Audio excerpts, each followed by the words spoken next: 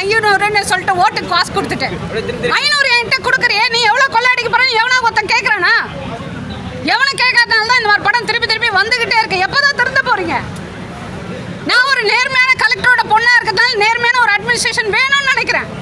But நான் ஒருத்தி நினைச்சா போறாது, மக்களாகிய அனைவரும் நினைக்கணும்.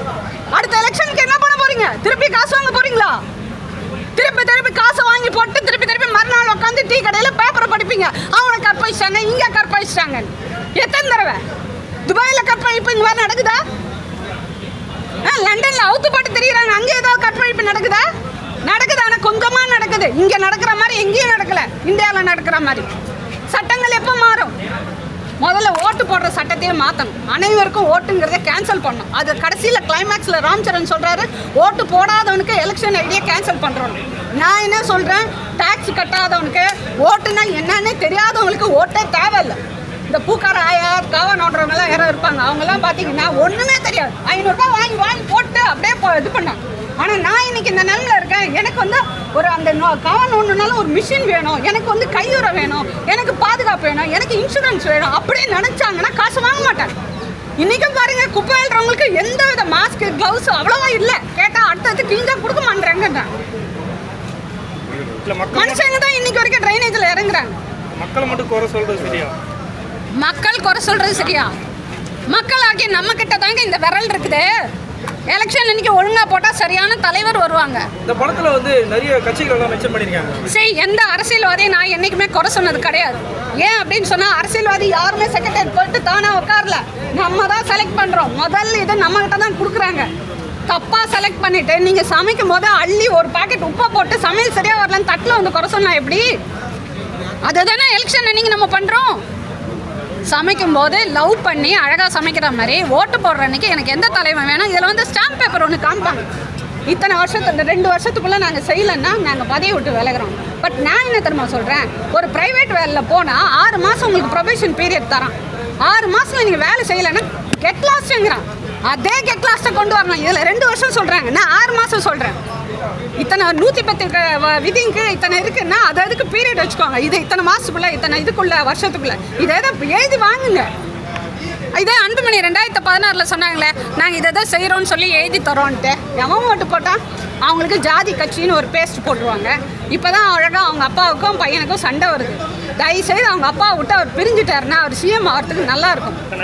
ஏன்னா அவங்க அப்பாவோட இருந்தாருன்னா அவர் சிஎம் ஆகவே முடியாது. அவங்க அப்பா தான் பையனை கெடுக்கிறதே. இந்த படத்தில் நிறைய கட்சிகள்லாம் மென்ஷன் பண்ணியிருக்காங்க.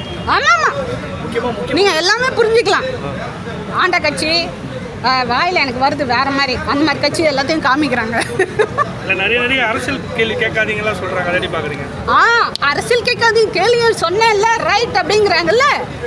நான் கேட்குறேன், அதே மாதிரி எல்லா நேரத்துலையும் மூடிட்டு இருக்க வேண்டியது தானே. தமிழகத்தை யாரும் காப்பாற்ற முடியாது. ஏன்? அதாவது நடிகருங்கன்னா ஒன்று நடிங்க, இல்லை மக்களுக்காக நீங்கள் பேசுகிறீங்கன்னா உண்மையாக பேசுங்க. உண்மையாக பேசி உண்மையாக ஏதாவது செய்யுங்க. என்ன ஒரு ஒன்ஸ் அப்பாயிண்ட் டைமில் இவங்க பேசுவாங்களா, இல்லை இவங்க படம் ரிலீஸ் ஆகும்போது பேசுவாங்களா, அதுக்கப்புறம் திடீர்னு வந்து அரசியல் பற்றி கேட்காதீங்க சொன்னல அப்படின்னு யார் சொன்னாங்களோ, யார் நியூஸ் பார்க்குறாங்களோ அவங்களுக்கு தெரிஞ்சிடும். சரிங்களா? நம்ம யாரையும் பேசணுன்ற அவசியம் இல்லை. அதனால் நான் வந்து என்ன சொல்கிறேன்னா, நீங்கள் நான் நடிகரையும் குறை சொல்ல, அரசியல்வாதியும் குறை சொல்ல, மக்களாகிய நம்ம திருந்தினா மட்டும்தான் இந்த படம் இன்னொரு தடவை படம் சங்கர் வந்து கரப்ஷனை பற்றி எடுக்கக்கூடாதுன்னா திருந்திருங்க. இந்த படத்தில் ஏதாவது குறை சொல்கிறீங்கன்னா கரப்ஷன் பிடிச்சிருக்கு சொல்லுங்க, ஐ லவ் கரப்ஷன் சொல்லுங்க. அப்போ புரியுதுங்களா? ஒன்று மாறுங்க. இல்லை எனக்கு பிடிச்சிருக்கு, கொள்ளையடிக்கிறவனுக்கு தான் நான் ஓட்டு போடுவேன், எனக்கு பிடிச்சிருக்குன்னு சொல்லுங்க. அந்த த்ரிஷா ஒரு பாட்டு வரும்ல சாமியில், ஐயோ எனக்கு பிடிச்சிருக்குன்ட்டு, எனக்கு கரப்ஷன் பிடிச்சிருக்கு, பேப்பரில் கற்பழிப்பு படிக்கிறது பிடிச்சிருக்கு அப்படின்னு சொல்லுங்க. உண்மையை ஒத்துக்கோங்க. இல்லையா மாறுங்க, டோட்டலாக வந்து மாறுங்க. ஆட்சி மாற்றமா? முதல்ல நமக்கு மனமாற்றம் வேணும். எலெக்ஷன் கமிஷன் எப்படி ஒழுங்காக எலெக்ஷன் நடக்கணும், கரப்ஷன் எப்படி இல்லாமல் எலெக்ஷன் பண்ணணும் அப்படின்றத எடுத்துக்காங்க. இது 75 கோடி பாட்டுக்கு எடுத்துருக்காங்க. அது எப்படி பார்க்குறீங்க? பாட்டில் எல்லாமே விஷுவலைஸு சிஜி ஒர்க்லாம் நல்லா பண்ணியிருக்காங்க. ஆனால் ரொம்ப பிரம்மாண்டமாக பாட்டில் செலவு பண்ணியிருக்காங்க. ஸ்க்ரீன் ப்ளே கொஞ்சம் டல்லாக இருக்கும் போது எனக்கு பர்சனலாக ஃபீல் ஆகும். மறுபடியும் ஊழல் அந்த மாதிரி ஏதாச்சும் பேசுகிறாங்க அது படம் ஃபுல்லாகவே கரப்ஷன் பற்றி தான் ப்ரோ. எலெக்ஷன் எப்படி ப்ராப்பராக நடக்கும், எலெக்ஷனில் என்னென்ன கரப்ஷன் நடக்குது, லஞ்சம் இல்லாமல் எப்படி ஒரு கவர்மெண்ட் எடுத்துகிட்டு போகலாம், இந்த மாதிரி தான். காப்பி மாதிரி இருக்குங்கிறாங்களே உண்மை. முதல்வனோட சாயல் கொஞ்சம் இருக்குது. ஆனால் முதல்வன் வந்து சிஎம் எப்படி இருக்கணுன்றதை பற்றி, இது எலெக்ஷன் எப்படி நடக்கணுன்றதை பற்றி. படம் எப்படி சார் இருக்கு? சங்கர் சார் படமான்னு கேட்டால் ஆவரேஜ் படமாக தான் இருக்கும். பழைய சங்கர் சாரோட கட்சி இல்லை. மெசேஜ் தான் ஓகேவா? மெசேஜ் நல்லா தான் டெல்லி கன்வே பண்ணியிருக்காங்க. ரீசெண்ட் ஒன்று தான் புரியுது. எக்ஸே சூர்யா ஆக்டிங் நல்லா சூப்பராக. எக்ஸே சூர்யா அப்புறம் அந்த அஞ்சலி கேரக்டர் சூப்பராக பண்ணியிருக்காங்க படத்தில். ஹீரோயினி கேரக்டர் கொஞ்சம் டல்லாக தான் இருக்குது. எஸ்ஜே சூர்யா ஆக்டிங் பயங்கரமாக இருக்குது படத்தில். எஸ்ஜே சூர்யா மட்டும்தான் அதாவது ரியாலிட்டியில் இருந்த மாதிரி இருக்கார். மற்றவங்களாம் கொஞ்சம் ஆர்டிஃபிஷியலாக ஆக்ட் பண்ணணுமேன்னு பண்ணி வச்சுருக்க மாதிரி ஃபீல் அங்கே தெரிஞ்சு. தெலுங்கு ஆடியன்ஸ்க்கு ஏற்ற மாதிரி இருக்குது படம். தமிழ் ஆடியன்ஸுக்கு டப் பண்ணியிருக்காங்க. அதான் தெலுங்கு படத்தை தமிழில் டப் பண்ண மாதிரி தான் ஃபீல். தெலுங்கு படம் மாதிரி தான் இருக்குது. ஃபுல்லாகவே தெலுங்கு படம் மாதிரி தான் இருக்குது.